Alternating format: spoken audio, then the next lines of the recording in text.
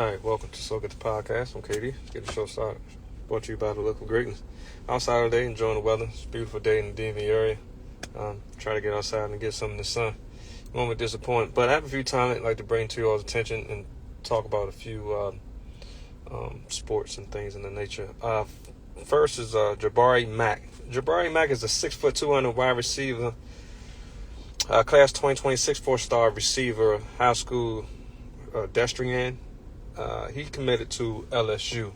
First and foremost, congrats. A brief background with him: extensive slot experience and decides to play outside as well when need be. Showed promise, vertical field stretching ability as a sophomore, while a junior campaign more so revealed a weapon who also creativity and scheming touches. Like swing passes, screen jet sweeps. Also played snaps at wide receiver, slot, running back, and quarterback, and defensive as a junior. She's multi-talented. He's going to LSU. It's one of the best programs you can possibly go to as a professional athlete.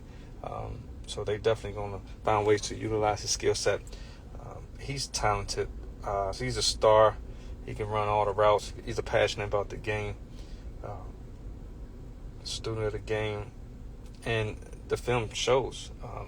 There's not too many people I've seen thus far that can contain him when it comes to the defense or defensive backs. Or whomever, wherever he lines up, it's kind of difficult to stop him. So in the very near future, his name's going to be called. Which position that he will be utilized the most or at for LSU, that's there. You will see that in the very near future, but they will find what's best for him.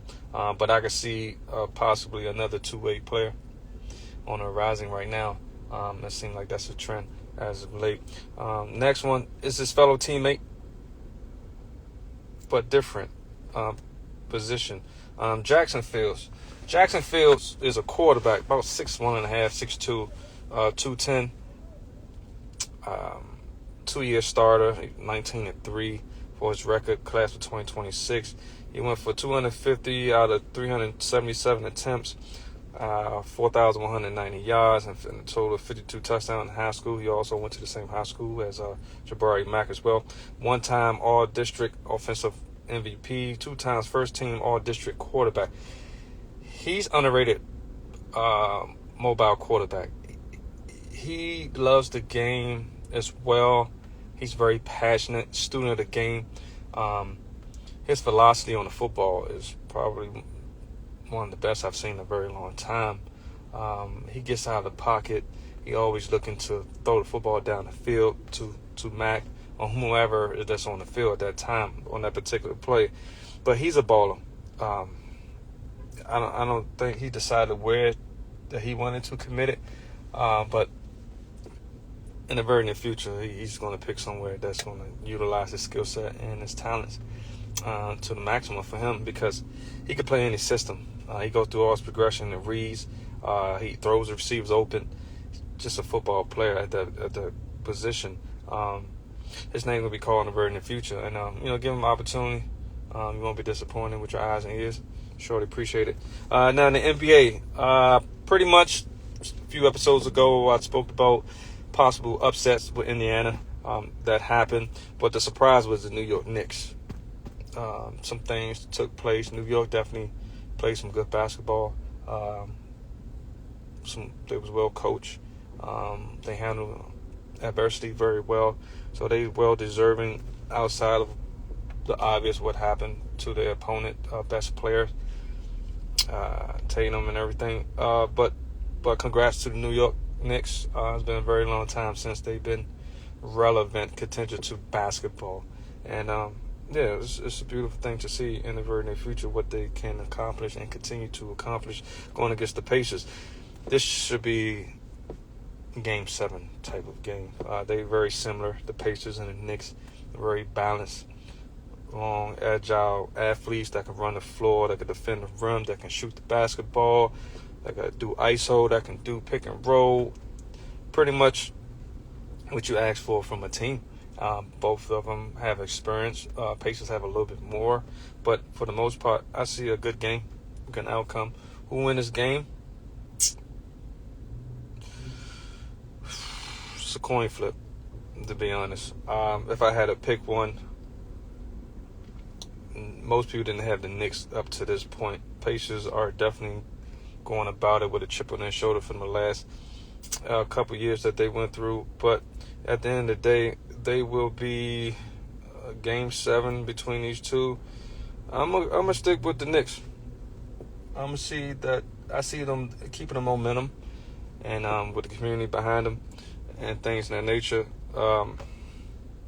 getting this win and a tough opponent with the Pacers. The Pacers not going to give it up that easy. They definitely earn their way. So that's a great game to look forward to. Timberwolves and the Thunder. That is actually tomorrow. That's 8:30 p.m. That's game 1. The New York Knicks and the Pacers game. That's Wednesday at 8 p.m. But for the Timberwolves and Thunder, it's another should go game 7 as well.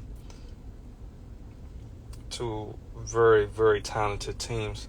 Ant-Man and you got Alexander over there from Thunders and Holmgren. And he's developing very well for Thunders. What was it, Holmgren? I think he was a top pick a few years ago. He's an X factor for Thunders to be able to get this win against the Timberwolves. Timberwolves play good defense. They can pretty much do whatever on the floor with Ant-Man and Gobert and all. They have a few talented players, Conley. It's just about the experience. I think they're more hungrier this year. It was a tough matchup, well, at the beginning for them against the Lakers, but for them to win that against the Lakers, that was pretty good. That was pretty dope. Most people didn't have that happening, against LeBron and Luka, but it did. So Timberwolves against the Thunders, I can see a game 7 with them. Who win that game? I will probably lean towards the Timberwolves because of the experience and how Ant-Man is developing his skill set and is coming to his own as far as being one of the premier players in this game right now. It's not going to be easy. It's going to come down to who has the most support when it comes to the rotation with the team coming off the bench, the players. And I think Timberwolves have a little bit more than the Timberwolves. I'm sorry, the Thunders. So I see the Timberwolves winning that. So I have the Timberwolves winning in Game 7 against the Thunders, and the Pacers and Knicks in Game 7. I have the Knicks find a way to win that and to advance. WNBA. A lot of people talking about this Caitlin Clark and Reese. They also talking about investigation reports about racial slurs directed towards Reese, but Reese has become the fastest player in WNBA history to reach 450 plus points and 450 plus rebounds. But Caitlin Clark she's definitely is a baller too. The season opener, she had 20 points and a triple double in the blowout. So they two premier players, two totally opposite. What people was talking about the other day, they said that it was a hard foul, but she made a play for the basketball. Reese somewhat, flopped a little bit to sell the foul, but aftermath, it was just extra, right? But that's part of the sport. It's very entertaining. And are you entertained? But at the end of the day, they are two premier players in the league now that's going to be talked about for years. And it's good for the sport. But with everything else, with the slurs and stuff, I don't know how concrete that is. People do say things on the basketball court, but how far they're willing to take it, that's on them. But people comparing these two athletes, professional basketball players, they totally different skill sets. They approach the game differently, but they are, the best at what they do. And Atara, just sport itself, just an athlete being an athlete, they are very dominant. Caitlin Clark, she's just something else. A lot of people joking about Reese, how she gets all these rebounds is mostly because of her own missed shots, right? Yeah, that's true. Two things we try at the same time. But for the most part, for you to be able to get your own shot, like, offensive rebound, that's very difficult to do. But she's done it. She will continue to do it, and she's one of the best already. So shout out to them. The narrative that everyone's painting about going at each other, who's better, two different players. Caitlin is different, and Reese, she's definitely a different ball player. But they both are the best at what they do, and the best in the WNBA right now, in my eyes, my books. So, congrats to them. So for now, talk about the NFL. NFL, Brock Purdy got his money, his extension, finally. I don't knock no one getting their money. That's what the market dictates and determines. That's his value and worth, regardless if he won the Super Bowl, lost the Super Bowl, all these things. He's one of the premier quarterbacks in this league. Now, you can take and break it down to a T, contingent to the system that he plays, the players that's surrounding him. Now that he lost a few key players on the offensive side of the football and defense, now that he's getting this money, the question is he going to stay where he is, or he's going to excel or decrease? Those are the things most of the time when these quarterbacks get their money, or any athlete, they kind of relax and go on vacation and kind of derail, for the lack of term. But who is he with, the coaching and scheme and the structure that the 49ers have, he should at the very least stay where he is when it comes to the numbers.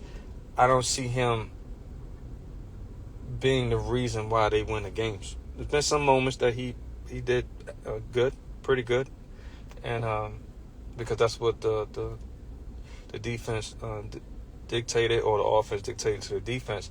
When you got to stop the run, the Shanahan run defense with Trent Williams, and they had Debo, Brandon, Ayuk, and Kittles, like it's McCaffrey when he's healthy. So he has weapons around you that you need to be successful in this sport, in this league, and also to win a Super Bowl, you got to have talent. So he definitely had a plethora of talented people around him. Now he getting paid, he got his money. We'll see what he does from here. I think he's going to pretty much cruise or coast on where he is as far as his production goes for Brock Purdy. I'm not going to see him throwing for 5,000 yards, 50 touchdowns. That's not the type of player he is. But right now, there are a lot of franchises looking for that franchise quarterback, and he is one of them. What he does after this, so wait and see. Just news around the NFL. Ex-Jets GM Joe Douglas returning to the Eagles in a senior scouting role. The Eagles just keep getting better, and also extended their head coach Nick Sirianni. Eagles, just their structure, they built it, and that's why they, the champs, defending champs. What they do this year, they looking to repeat. They pretty much have the young core that they have drafted and developed to take over for the veterans that helped them get to the Super Bowl last year. And the Eagles are going to be there. They're one of the premier teams. They still got Barkley. They still got A.J. Brown. And, Jalen Hurts. And they're not offensive line. They lost one. But for the most part, they still intact. And the NFL owners are also looking to try to ban that tush push. A lot of people trying to get rid of that because there's not too many people actually defending that tush push. You got some Commanders players saying that they want them to get rid of it as well. So, but for the most part, Eagles going to be one of the premier teams, franchise in the league this year. I'm not sure. Most likely they won't win a division again because in the NFC East hasn't been quite a while that someone won a division the previous year, won it the next year. So looking forward to seeing who will win it this year in that division. People talking about the Caleb Williams scenario. Not just Caleb Williams, but since it's Caleb Williams, he was very skeptical about him entering the NFL portal to get drafted, and most likely he was going to be the number one player pick. He wasn't sure if he wanted to do that because the Chicago Bears was the number one overall pick. This is what's being reported. And he was very sketchy about even entering the NFL draft if they were still the pick. These are what's being reported. You have some Hall of Famers talking about it. He, need to keep his mouth shut. But when you go back to the collegiate level, he's a very he's a very emotional, passionate athlete. It showed when he lost, being hugged, I believe, by his guardians, because they lost. He didn't take that too well. And now that these reports are coming out about him and his thoughts and feelings about being drafted and taking over a dysfunctional, respectfully, franchise, Chicago Bears, because it's been a while since they've been relevant, respectfully, consistently, especially having a quarterback of this magnitude. I mean, you got to go back to, like, Jay Cutler for the Bears. But since it's Caleb Williams, I had him high on my board as far as, my top quarterbacks. He's going to have a very, very bright future. They got Johnson now. Johnson should curate a good offense around him to get the best out of him. Caleb already played 1 year. Caleb has another year, because Ben Johnson is entitled to get a quarterback, but they hire him to capitalize and get the most out of the quarterback that they have. So I would give him a year, 2 years tops, 3 years in total within early in his career, Caleb Williams, to produce and showcase his skill set. He has the talent. He has some throws that he could most likely only make, and a few can actually make those type of throws.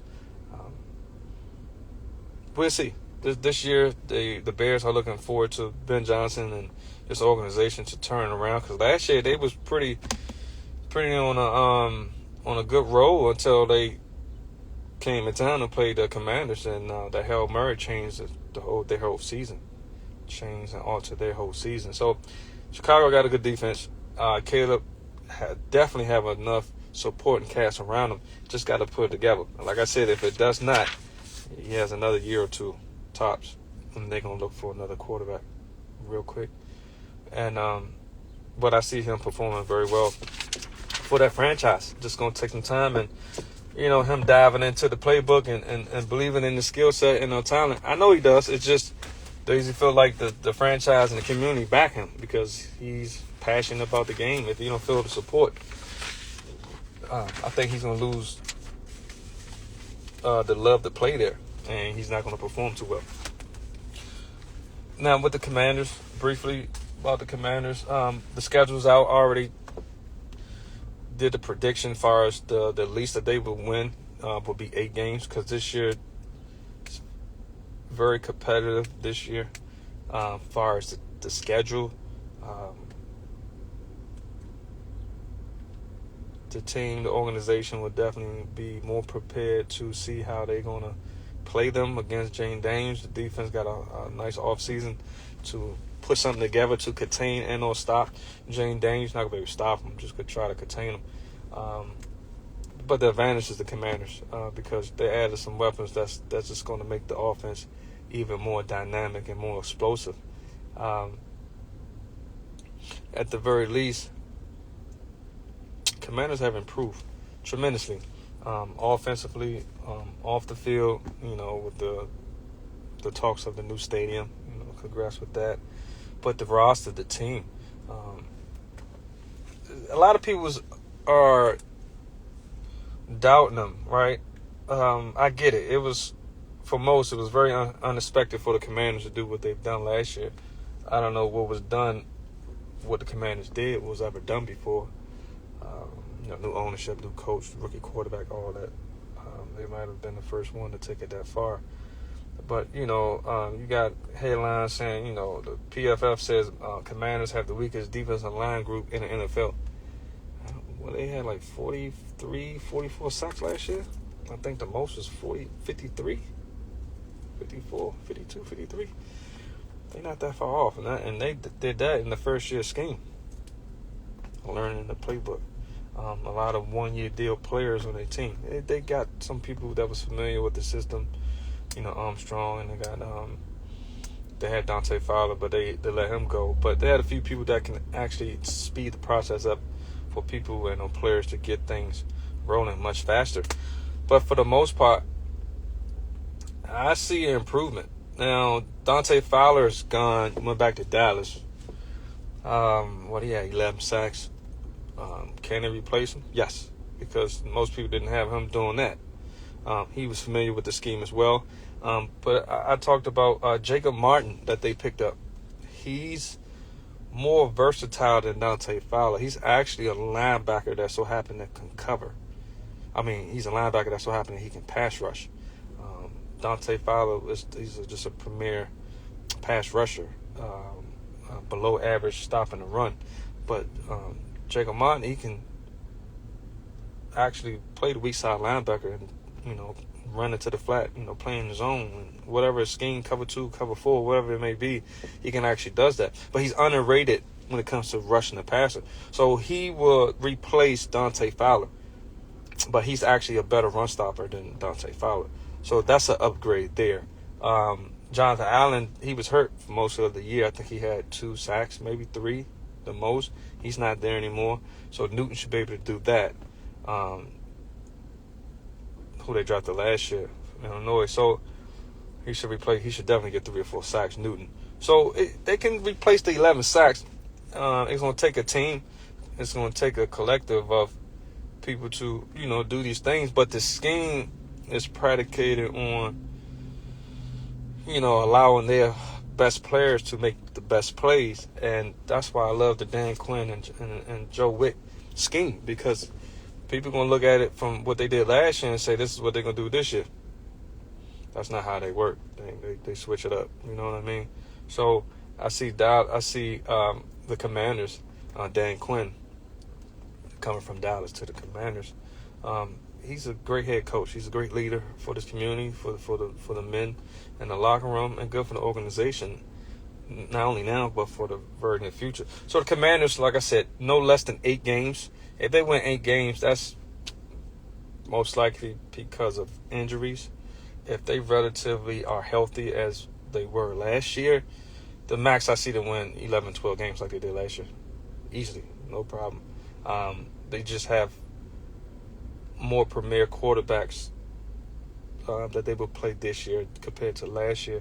And it's going to be more competitive. They got their prime time game to showcase who they are and what they continue will be and what they're building, for everyone to know that they are here to stay, the Commanders. And I'm glad that they didn't change the name or the logo and just go from there. Jay Dane should have another good year. Should have a better year in passing, because I see the Commanders passing the football a little bit more. They was top 5 in rushing. I think they will be top 10 in rushing, but just a little further ahead in passing because of the additions that they have made. But they're going to have similar styles of what they've done when it comes to how they're going to approach the game and in defense of trying to stop them. But the addition of Deebo Samuels and Lane from Virginia Tech with that speed, Luke McCaffrey giving another extra year to do what he needs to do. And, Scary Terry is there. So the offense should definitely do what they have done thus far. I don't see no drop-off with them. The defense is underrated. They was like middle of the pack in the first year of defense, the Commanders. I see an upgrade there. If that defense can get closer or in the top 10, the Commanders could be in the Super Bowl easily. They just couldn't stop the run in the playoffs throughout the year. Sometimes they did, but mostly it showed in the playoffs. They couldn't stop the run. And now that they have added some run stoppers, should see a difference. If not, you're still going to see the same results, and it's going to be the same outcome.